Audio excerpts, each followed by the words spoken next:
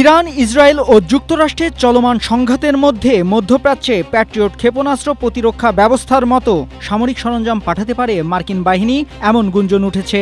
দক্ষিণ কোরিয়ার সংবাদ সংস্থা ইয়োনহ্যাপ নিউজ এজেন্সি জানিয়েছে, গেল মাসের শেষ দিকে ওশান বিমান ঘাঁটিতে মার্কিন C-5 ও C-17 বিমান অবতরণ করেছে এবং বুধবার থেকে শনিবারের মধ্যে সেগুলো ঘাঁটি ছেড়ে যায়। বিশেষ করে C-17 বিমান সৈন্য ও সামরিক সরঞ্জাম পরিবহনের কাজে ব্যবহৃত হয়।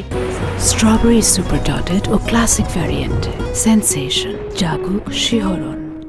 গত বছরের জুনে তেহরানের পারমাণবিক স্থাপনায় মার্কিন হামলার সময়ও অন্তত দুটি প্যাট্রিয়ট ক্ষেপণাস্ত্র ব্যাটারি মধ্যপ্রাচ্যে মোতায়েন করা হয়। পরে অক্টোবরে আবারও তা দক্ষিণ কোরিয়ায় ফিরিয়ে আনা হয়।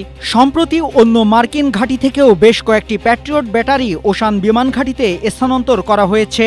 এই তৎপরতা প্যাট্রিয়ট ক্ষেপণাস্ত্র প্রতিরক্ষা ব্যবস্থা সরিয়ে নেওয়ার জল্পনাকে আরও উস্কে দিচ্ছে।